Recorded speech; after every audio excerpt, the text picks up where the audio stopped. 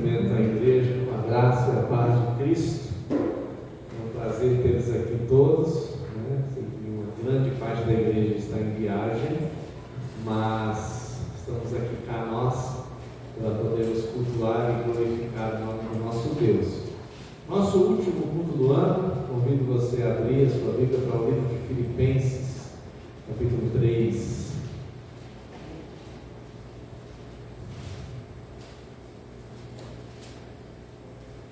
Nós vamos ler do versículo 10 até o 16.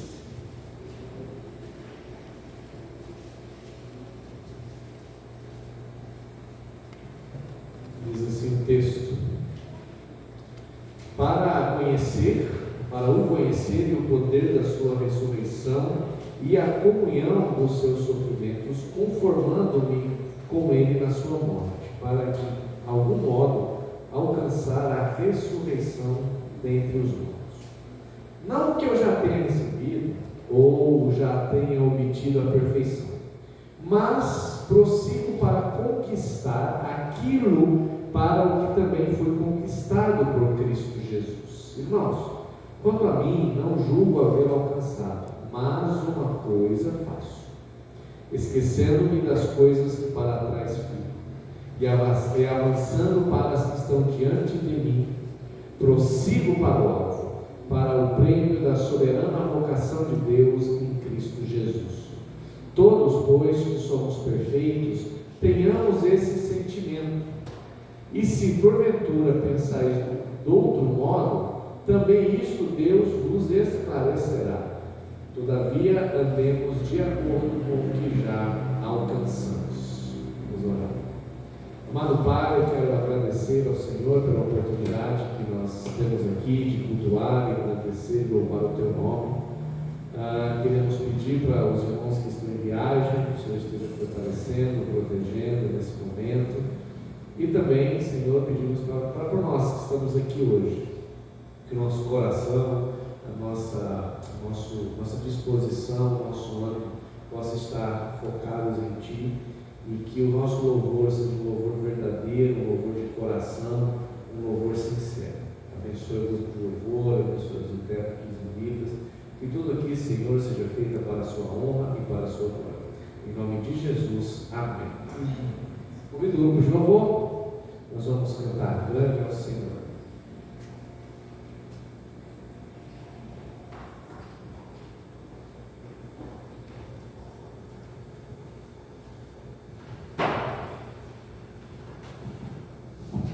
Boa noite, irmãos. Peço que os irmãos fiquem de pé. Vamos louvar o nosso Deus.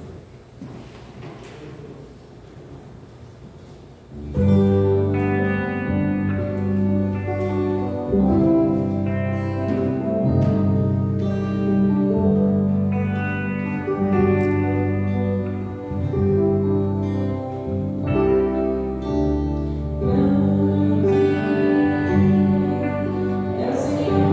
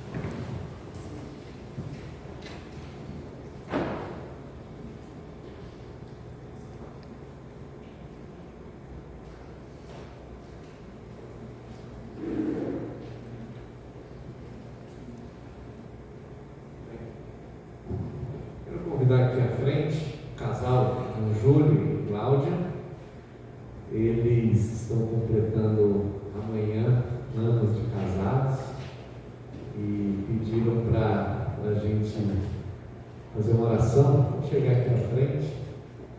Antes de fazer a oração, gostaria de ler um texto que está em Eclesiastes, capítulo 4. Eclesiastes, capítulo 4, lê o versículo 9 em diante. Diz assim o texto, Eclesiastes 4, 9. Melhor é serem dois do que um, porque tem melhor paga do seu trabalho. Porque se caírem, um levanta o companheiro. Aí, porém, o que estiver só, pois caindo, não haverá quem o levante. Também se dois dormirem juntos, eles se aquentarão. Mas um só, como se aquentará? Se alguém quiser prevalecer contra um, os dois lhe resistirão. O cordão de 3 dobras não se rebenta com facilidade. Deus, ao criar o ser humano, Ele idealizou ao homem uma companheira. E idealizou a humanidade não solitária, mas sim em conjunto, especificamente em dois. Então, o casamento é uma instituição divina, onde passamos por muitas dificuldades no mundo, onde quer se destruir, mas permanece firmes e fortes durante muitos anos. E é muito bom, é muito gratificante quando você vê o casal aqui à frente, querendo, comemorando, né? Quantos anos já? 35 anos. 35 anos de casados. Não tem mais aqui. Uma parte não tem quanto? 46 anos de casado. 35, só está 11 para chegar a 46. 35 anos de casado e pela graça de Deus estão juntos e com certeza é motivo de comemoração e gratidão a Deus. Então vamos orar ao Senhor, agradecendo ao Senhor por eles, agradecendo por esse momento e também pedindo a ajuda do Senhor para as dificuldades e lutas do dia a dia. Vamos orar. Amado Pai, muito obrigado, Senhor, por esse casal tão especial na minha vida, na vida da minha família e também, com certeza, na vida da igreja. O Senhor abençoe, nos fortaleça e nos guarde. O Senhor sabe as dificuldades, o Senhor sabe as lutas, os problemas que uma vida a dois tem. Mas como nós acabamos de ler na Tua Palavra, é melhor, apesar dos pesares, é melhor viver em dois do que um. Que o Senhor abençoe a vida deles, continue protegendo, fortalecendo e mantendo essa união. Que o Senhor os cubra com o seu poder, cubra com a sua graça, cubra com o seu auxílio e que esse casal continue por muitos e muitos anos testemunhando o teu amor, testemunhando a tua graça. O Senhor abençoe a Júlio como chefe do lar, administrador da casa, que o Senhor dê sabedoria aí cada vez mais. Abençoe Cláudia como uma companheira e auxiliadora idônea. Abençoe os projetos que eles têm, abençoe nos desafios, nos planos que estão a enfrentar. E dê sabedoria a esse casal, continue firme e fortalecendo por muitos e muitos anos. Agradecemos pela vida deles. Em nome de Jesus eu oro. Amém. Obrigado. Deus abençoe. Tem música para começar de casamento.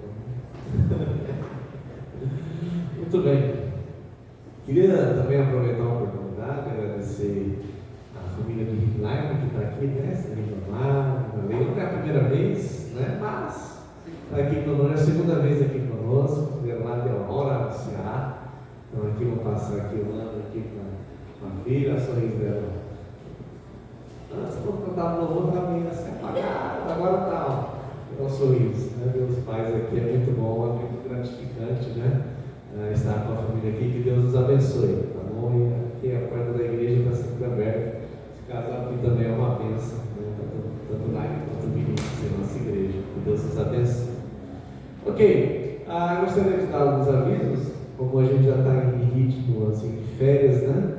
A gente não está tendo a nossa escola de vida dominical, que geralmente funciona às 10 horas da manhã no domingo. Estamos em isso ainda. E também avisar que o culto de oração vai ser na terça-feira, tá? Essa semana vai ser na terça-feira ao invés da quarta-feira. Quarta-feira já é véspera de Ano Novo, a gente sabe que muitos têm aí seus compromissos, então a gente antecipou para a terça-feira às 20 horas, tanto pela plataforma Zoom quanto presencial pode vir aqui à igreja.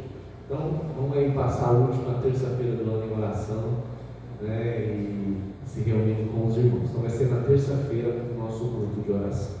Convido os irmãos a colocarem em pé mais uma vez. Nós vamos louvar, agradecer. Se você trouxe seu dízimo, sua oferta, pode fazer aqui na frente, depositar aqui na frente. E nós vamos confraternizar também com a música Família.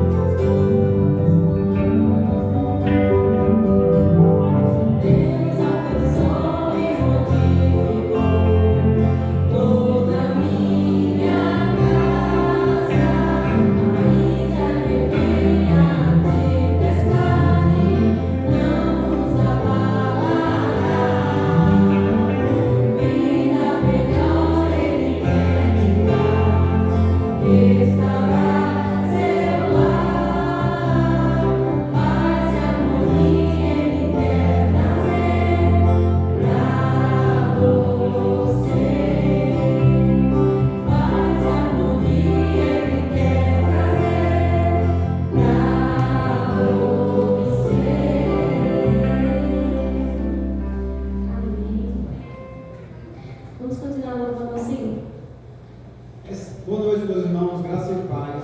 É aquele teclado que está falando, escondido aqui. Essa música ela tem quantas estrofes, né?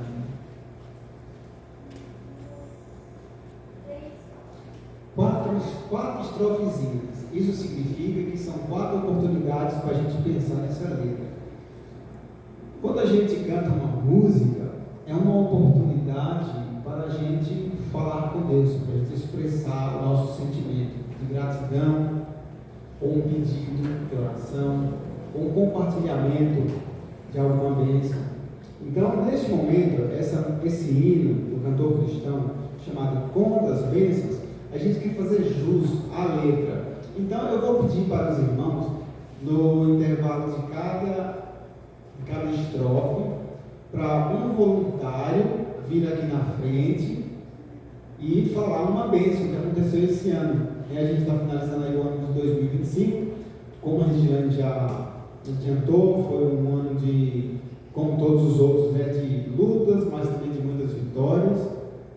E vamos então, para nos motivarmos aos outros com a nossa fé em Deus, vamos contar as bênçãos que Ele proporcionou a cada um de nós. Então, 4 pessoas terão a oportunidade ao fim de cada estrofe. Combinado?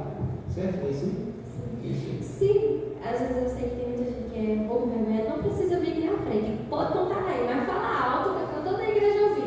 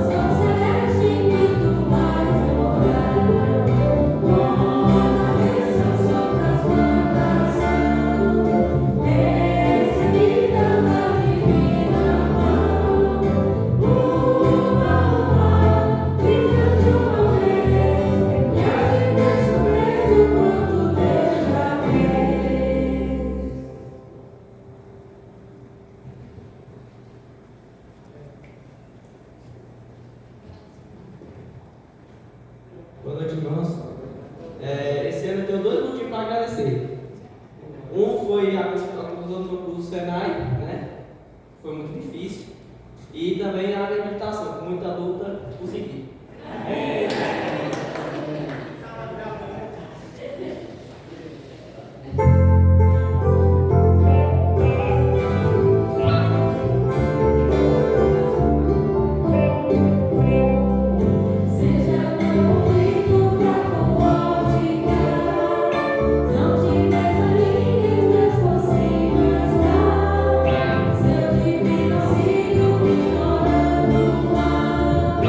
De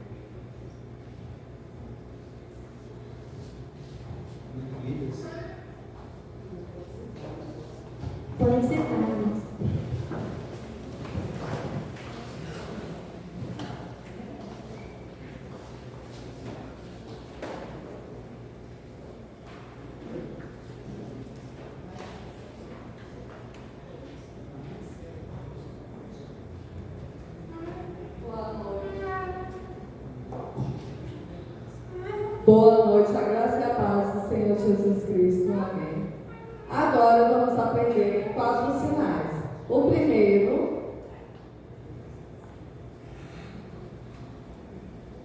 borboleta. O sinal é esse, borboleta. O segundo, titia. Você vai fazer sinal de mulher e esse sinal. O terceiro, titio. Homem, tio. E o quarto,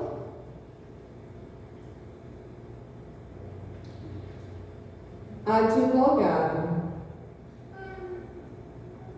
É esse sinal. Aprenderam? Vamos lá. Qual é o primeiro? Borboleta. O segundo? Isso. Terceiro?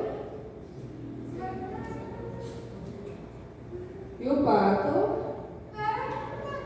Isso. Parabéns, Deus abençoe.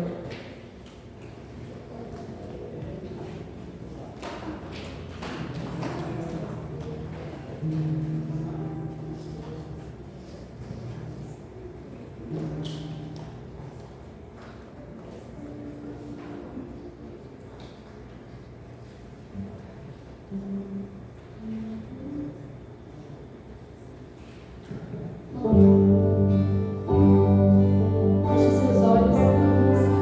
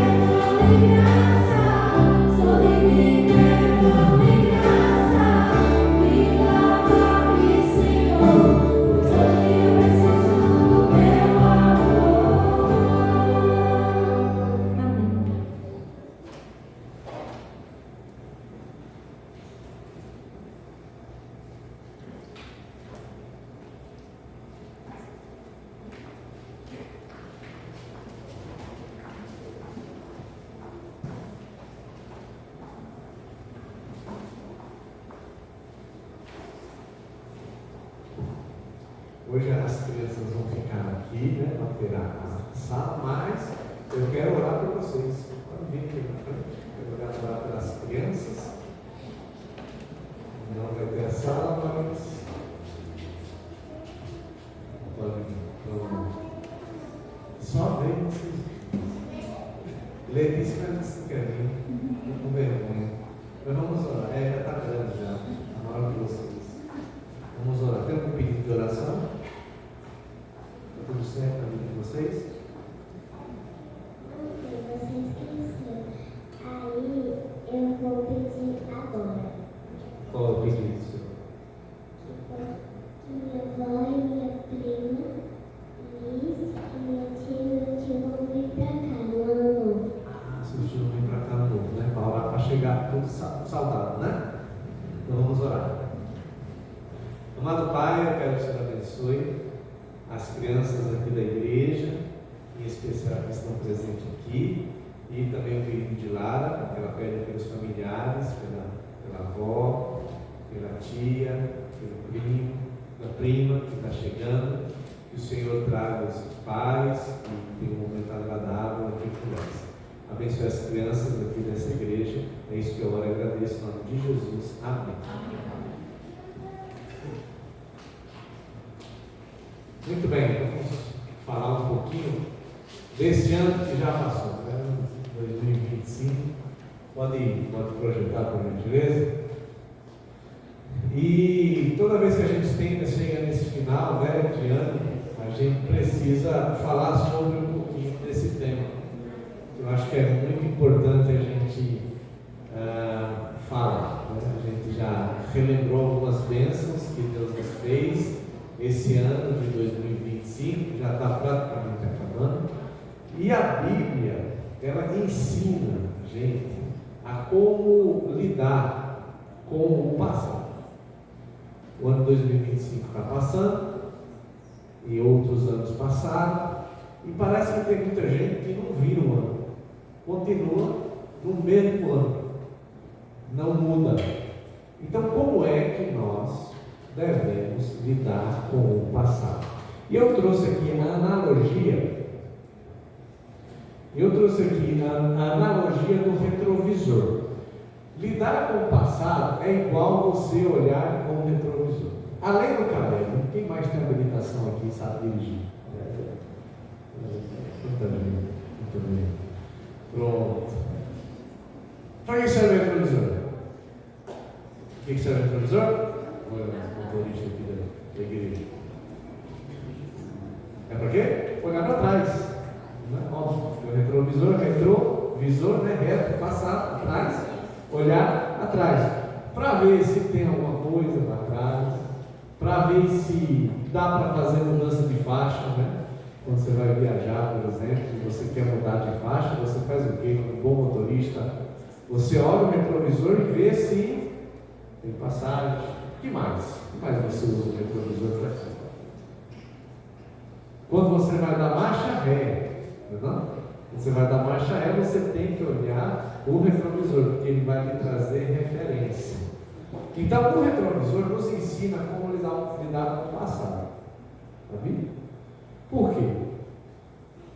Quando você olha para o retrovisor de um carro, de uma moto, você só dá olhadas breves. Você fica olhando no retrovisor. O que acontece se eu ficar olhando no retrovisor? Eu vou bater o carro, por quê? Não vou ficar olhando para frente, eu só vou ficar olhando para trás. Então, o retrovisor é olhadas breves e nos ajuda. Um carro sem retrovisor é um carro muito difícil de você poder conduzir, porque você perde a referência, você perde o que passou, você perde. Então, e eu, se eu não me engano, pelo Código de Trânsito Brasileiro, se você andar com um carro sem retrovisor ou com o retrovisor quebrado, leva multa.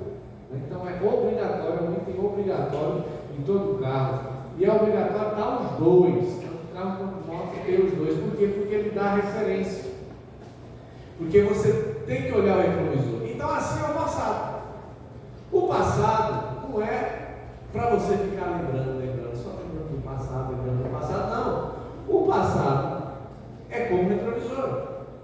Tem seu valor, tem a sua importância, e você de olhar de maneira breve, de maneira rápida, que ele cumpre o seu objetivo.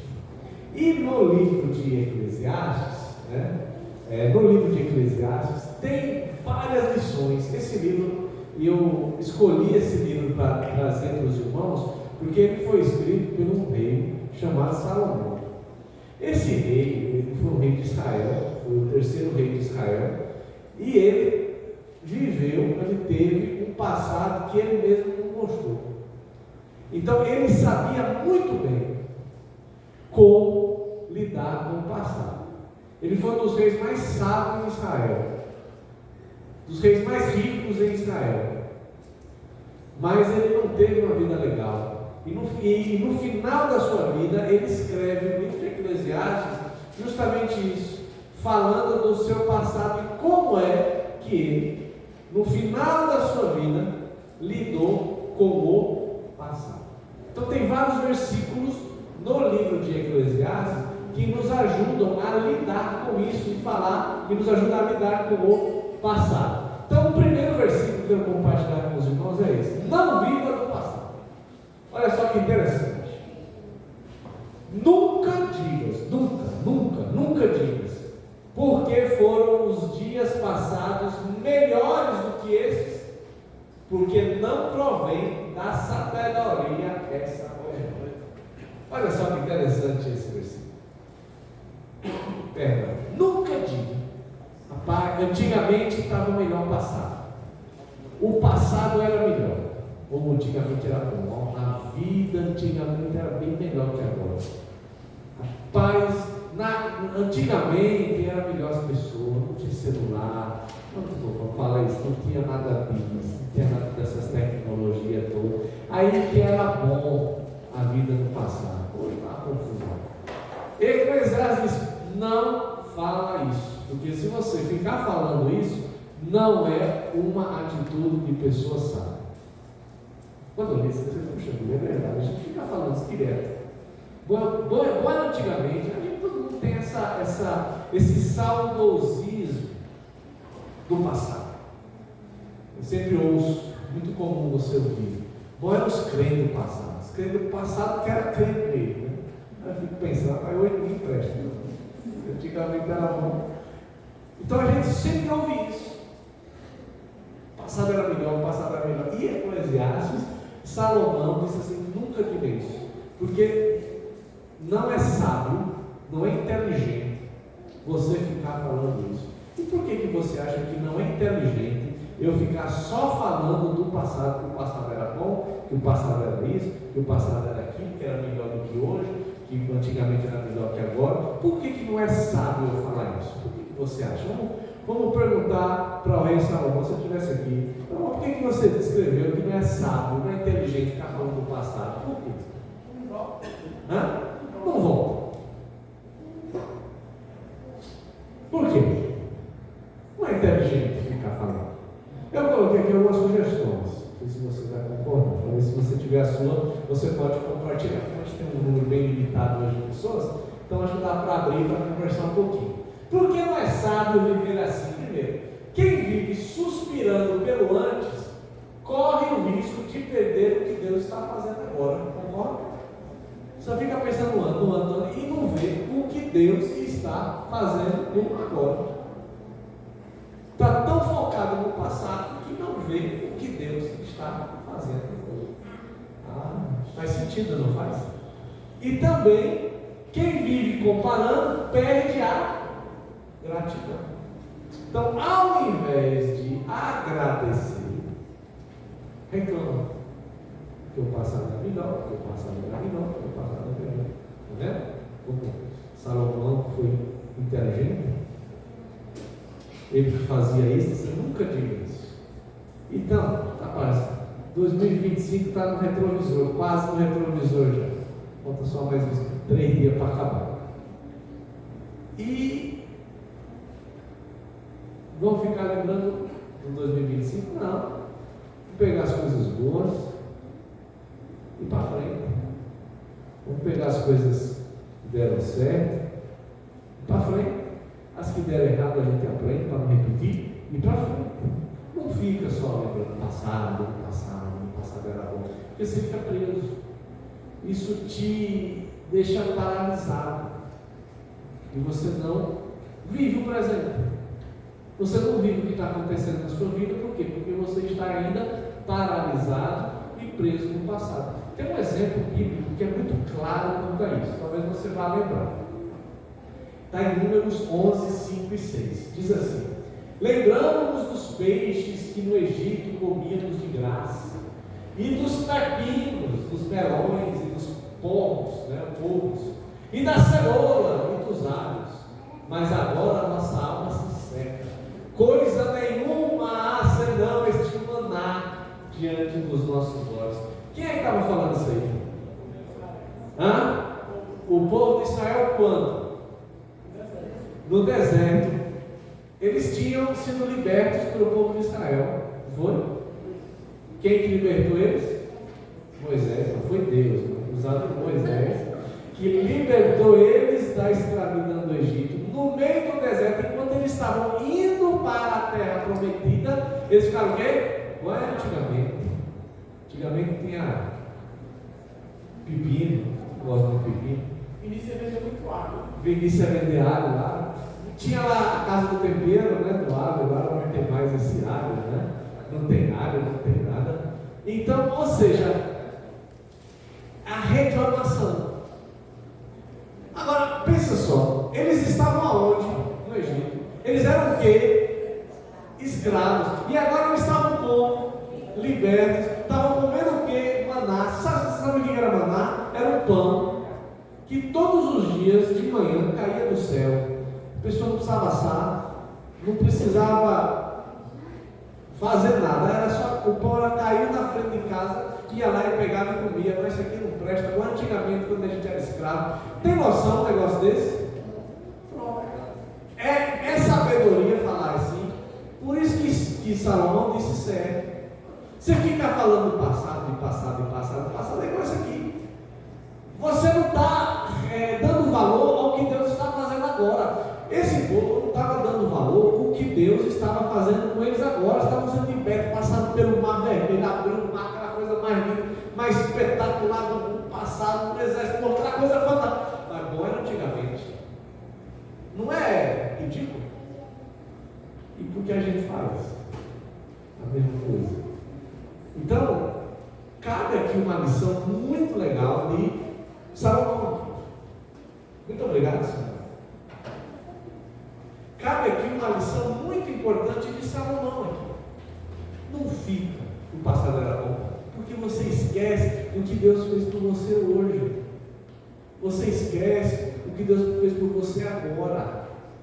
Então, o passado já teve o seu lugar. Começa também a focar o presente. Para de ser. É bom ser saudosista, às vezes lembrar do passado é bom, isso ajuda e tal. Mas é como um retrovisor.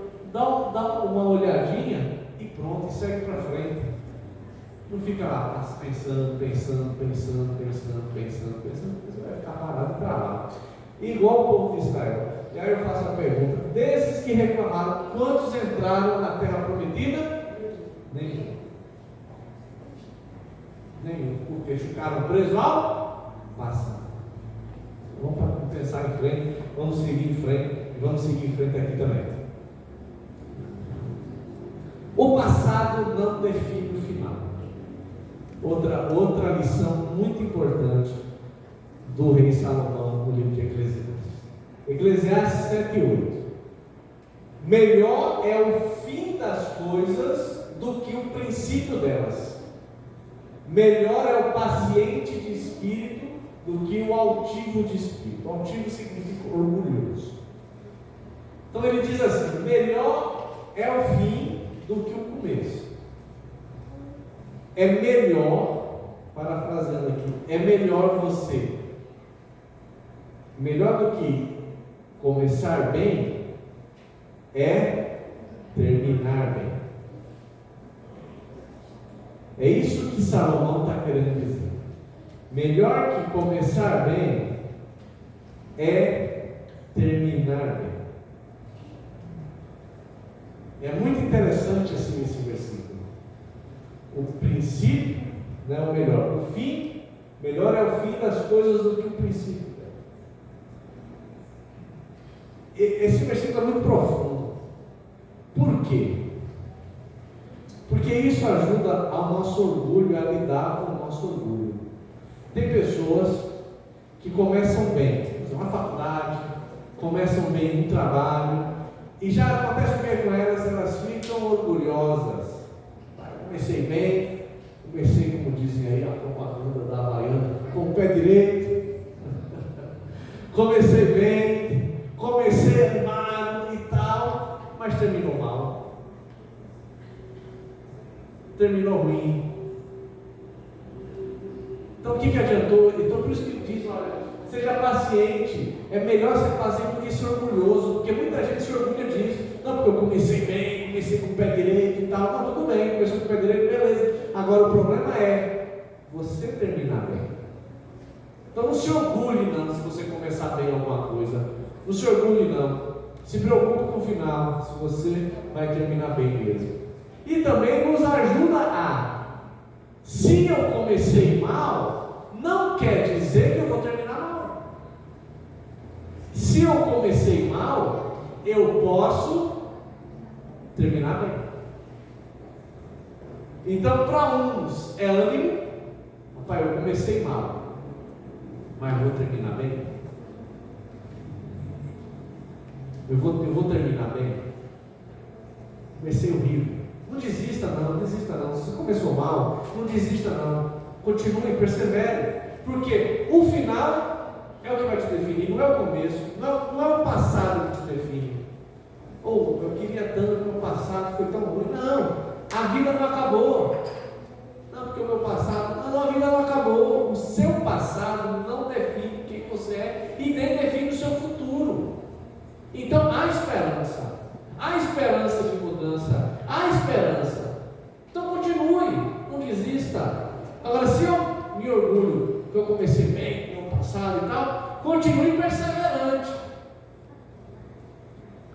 Tem dois exemplos bíblicos que tratam exatamente desse assunto. O primeiro é um outro rei, o rei que foi anterior ao rei Salomão, o rei Saul.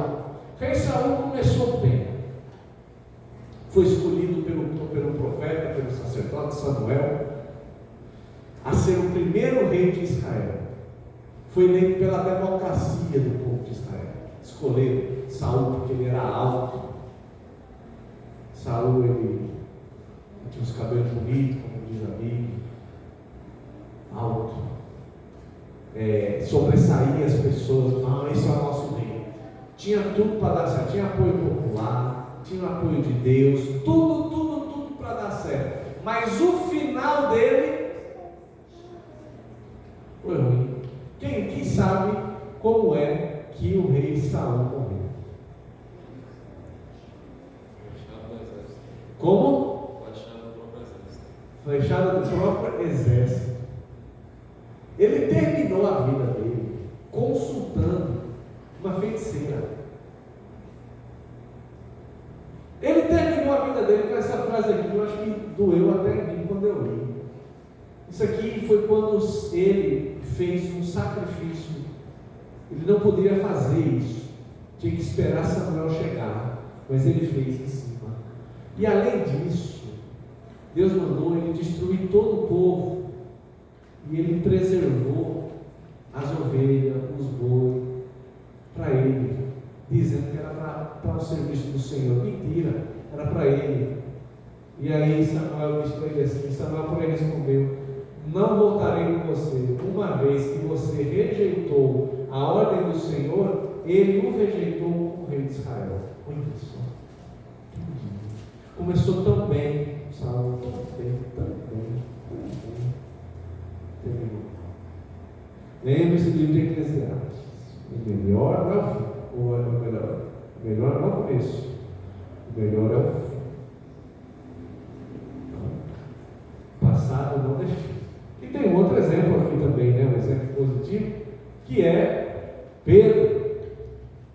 Pedro começou mal. Pedro começou mal. Começou se afundando. Lembra quando Pedro estava no barco E aí Jesus estava andando sobre as águas. Aí Jesus estava chegando, aí Pedro, eu quero ir aí. Aí Jesus disse o quê? Venha. E aí ele foi. Aí o que aconteceu? Aí começou caminhando sobre as águas, como Jesus estava, ele começou a ver a tempestade. O que aconteceu com ele? Se afundou. E Jesus disse para ele: homem de pouca fé. Que pessoa entrega. Não, Jesus, eu vou seguir o Senhor. Se aonde quer que for, eu vou estar junto com o Senhor. Pode acontecer o que for, que eu vou estar junto com o Senhor. O que aconteceu quando Jesus foi preso? Negou ele 3 vezes.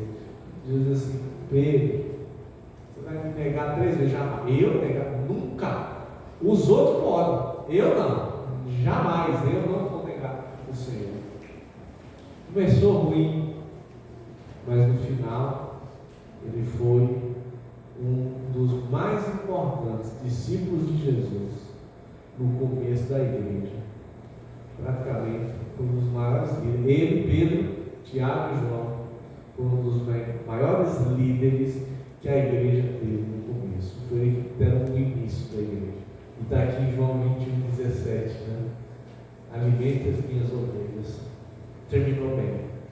Então, não é o passado que te define.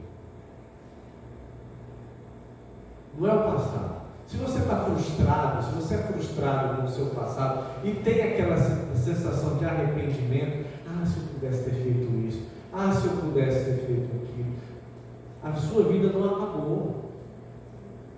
Dá para continuar. Dá para melhorar. Não importa se você não começou bem, o importa é que você vai terminar bem.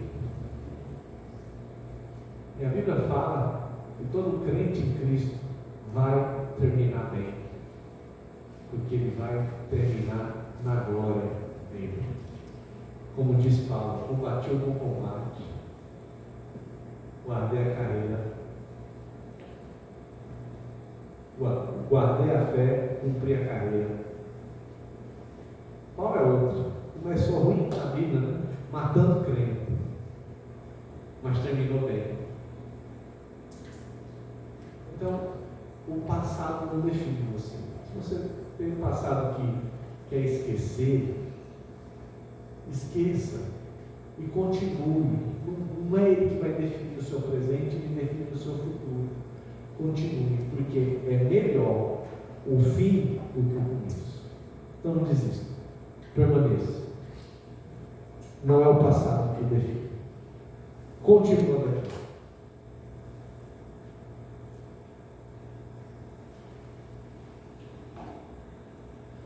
O passado tem um propósito. Interessante, Eclesiastes 7:13. Aceite o modo que Deus faz as coisas. Afinal, quem é capaz de endireitar o que Ele fez todo? Interessante, não é? Tem coisas no passado que Deus fez. É algo de aceitar. Aceite o que Deus fez na sua vida. E pronto. Se aconteceu isso, foi permissão de Deus, foi vontade de Deus, aceite. Foi vontade dele. Ponto. Aí a gente começa, por quê? A gente diz: e se tivesse acontecido isso? E se tivesse acontecido aquilo? E se não? Aceita. Aceita o que Deus fez. Porque a gente sofre muito com isso. Pelo menos eu sofro. Mas se eu tivesse feito aquilo, se tivesse feito aquilo, se eu tivesse tomado outra decisão, estaria diferente agora. Se só vai prejudicando a gente. Mas se em 2025 eu tivesse feito aquilo, se em 2025 eu tivesse comprado aquilo, não, para, aceita o que Deus fez. E é interessante, né? Quem é capaz de endireitar o que Ele fez todo? Pronto, o que Ele fez todo, o que Ele fez, ninguém é capaz de endireitar. É Deus que fez e acabou. Tem outro versículo que é mais profundo ainda e é bem interessante. Eu sei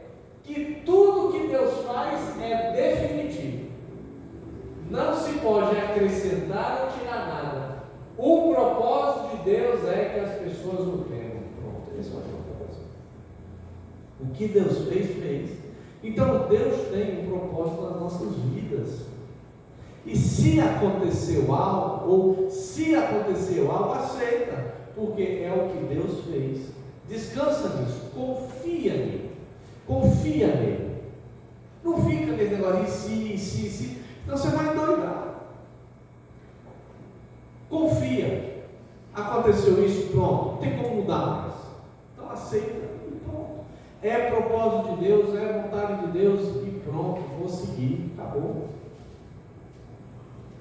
Porque muitas vezes a gente fica lutando, fica brigando consigo mesmo, fica brigando. Não, é vontade de Deus e pronto. É interessante que Deus, tudo que Deus faz é definitivo. Deus é soberano. Ele não muda. O que Ele faz, está feito. Então, comece a pensar dessa forma. Comece a pegar essa lição do livro de Eclesiastes. O que aconteceu em 2025 e você não gostou, teve um propósito.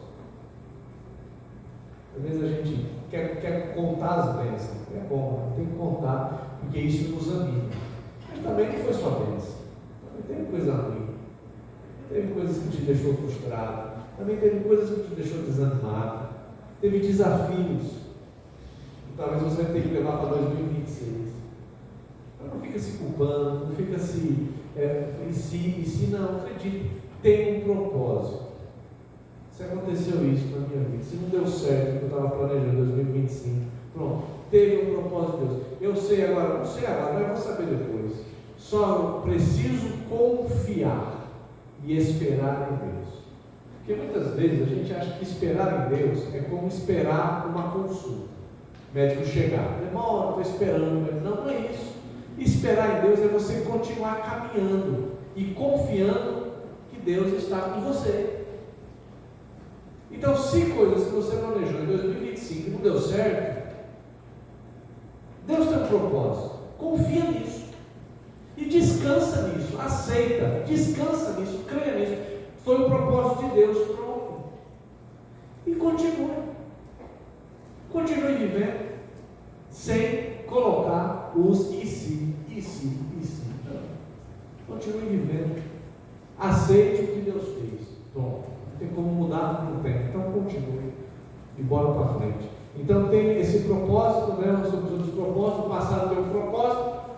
O passado pode virar testemunho. A dor pode virar maturidade. E a queda pode virar temor. Eclesiastes 3. Há momento certo para tudo. Um tempo para cada atividade debaixo do céu. Se você quiser ver o capítulo 3 de Eclesiastes, é bem interessante. Há tempo para chorar, há tempo para rir. Há tempo para festejar, há tempo para ter luto. Há tempo para plantar, há tempo para colher. Há tempo de chuva, há tempo de seca. Então a vida é assim.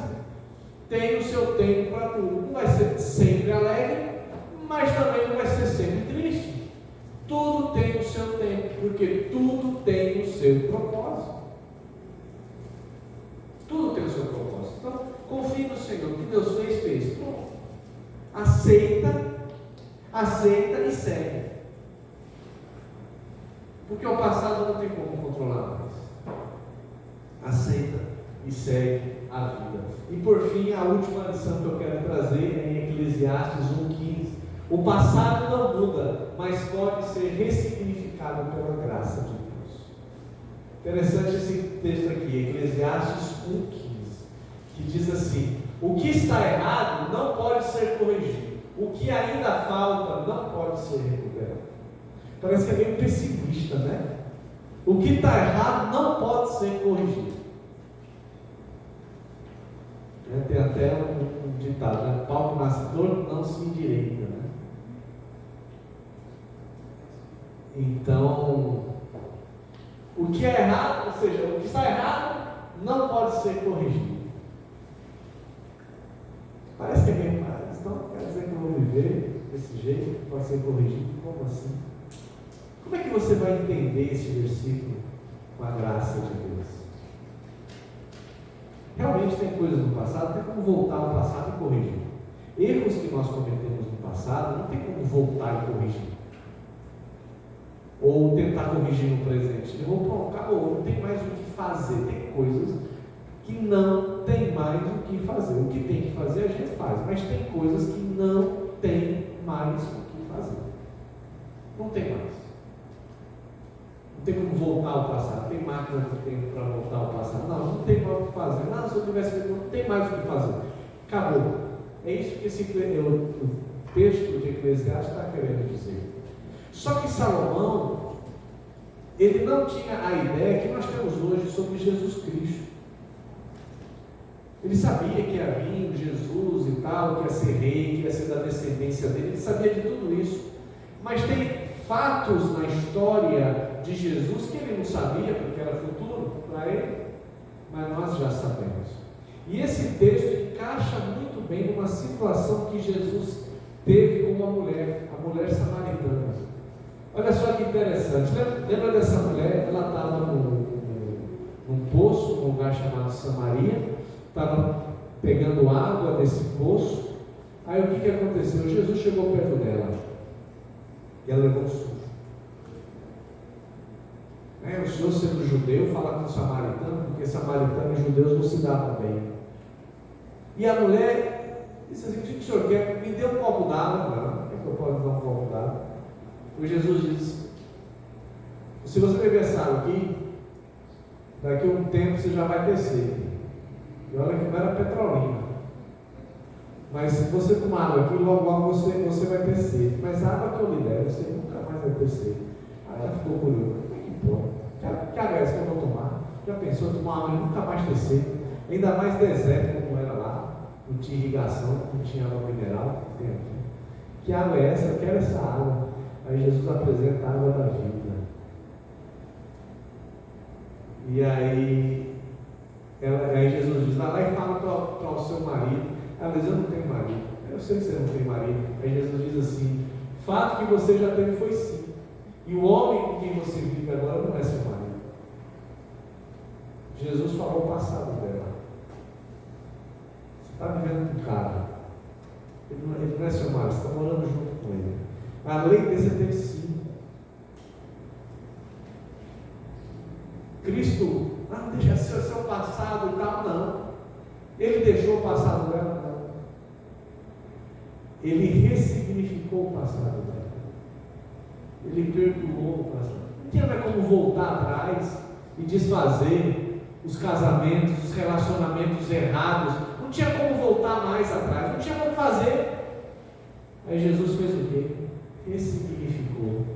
Mostrou a água viva para ela. Mostrou a salvação. De tal modo que no final da história, no versículo 39, muitos samaritanos da cidade creram nele. Por quê? Por causa do seguinte testemunho dado pela mulher. A mulher deu testemunho. Qual foi o testemunho da mulher? Ele me disse tudo que eu tenho feito. Deus disse o passado dela, mas não é o passado bom não. Deus disse o passado ruim dela. E ela ficou tão empolgada, em vez de ficar envergonhada e triste, ficou tão empolgada que o passado dela, olha só, o passado dela levou a muitas pessoas a crerem. Se Deus pode mudar uma pessoa como ela, por que não vai mudar? Então Jesus Cristo, ele perdoou ela, o pecado dela não mais faz condenação na vida dela, não traz mais castigo, mais o que para pagar. E o passado dela foi ressignificado. E ela entendeu: rapaz, eu errei, mas Jesus Cristo mudou a minha vida agora. E eu entendi o processo. Então, o seu passado, muitas vezes não pode ser apagado. Você tem que voltar, tem como se corrigir. Mas Cristo, como nós acabamos de cantar, pelo seu perdão e pela sua graça, ressignifica. Você não precisa mais ficar se culpando pelo passado que você teve. E a mulher samaritana é uma prova disso. Mesmo ela tendo consciência do passado pecador que ela teve, ela tomou essa água viva, ela creu em Jesus Cristo, e o passado não teve mais poder sobre ela.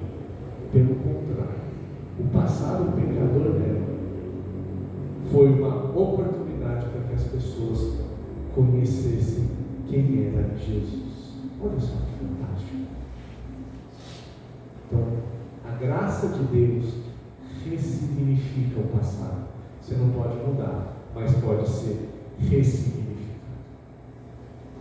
Então, nós aprendemos o uso errado do passado. Quando você usa errado, ele te paralisa, gera murmuração, reclamação, você reclama demais, produz medo e impede o avanço. É isso quando você lida com o passado errado. Você só reclama, você não vai para frente, isso é negativo, tudo é ruim, tudo não presta, com o passado, e isso te paralisa. Então vamos saber lidar com o passado. O passado é igual ao retrovisor. E o uso correto do passado.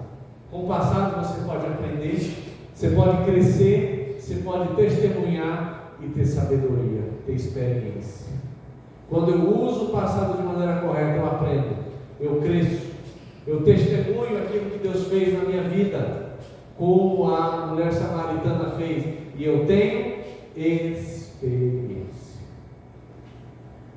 O passado é um retrovisor. Quando você voltar para casa, de carro, de Uber, ou de moto Uber, lembra da mensagem. Quando você olhar para o seu retrovisor, o passado é igual ao retrovisor. Não ficar olhando, não. Eu vou aprender com ele. Eu vou ter experiência com ele. Eu vou crescer com ele. Eu vou ter sabedoria através dele. E não vou fazer com que o passado me pare e me faça andar para trás. Em algumas mensagens, sempre eu converso com o pastor Timóteo. Eu converso com o Timóteo. Ele às vezes liga, hoje à tarde, por exemplo. Ligou, conversando e tal. Você vai pregar o que hoje? Eu expliquei, né? Pregação e tal, sobre retrovisor. Ele se empolgado pelo lado de carro, né? Aí, pronto. Aí ele deu, eu achei bem interessante uma frase que eu dei. Aí eu falei, faz o seguinte, pega essa frase, manda para mim poder projetar. Não, melhor ainda, faz um vídeo da mensagem que você teve e mostra aqui para a igreja. O pessoal está com saudade de tudo, manda um vídeo. Pronto, ele fez o vídeo e eu queria que projetasse. E o pastor Timóteo vai concluir a mensagem de hoje.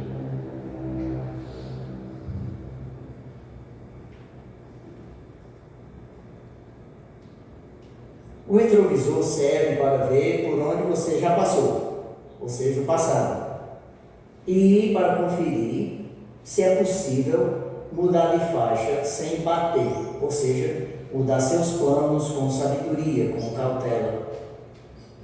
Mas se você usa o retrovisor o tempo todo para dar ré, vivendo preso ao passado, nunca seguirá para frente. E quando começa a soar os bips,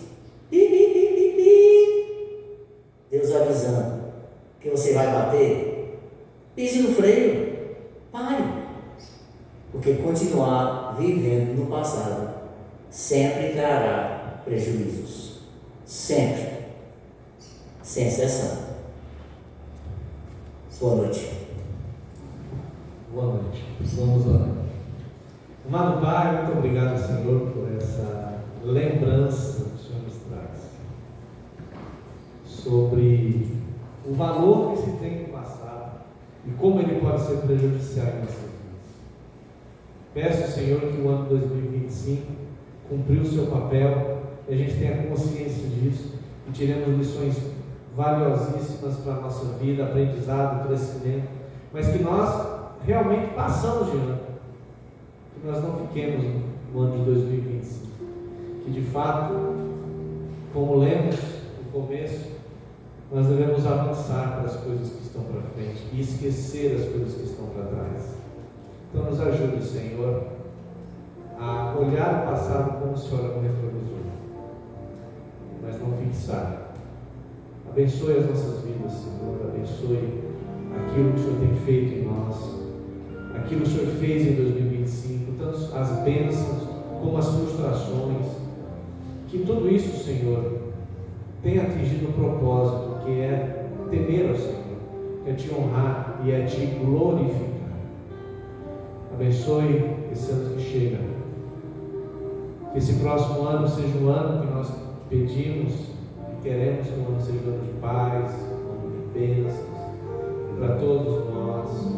E quando chegar as frustrações, nós lembremos que tudo tem um propósito em nossas vidas. É isso, Senhor, que eu oro e agradeço em nome de Jesus. Amém. Convido a igreja a tocar em pé, nós vamos cantar Agradecer.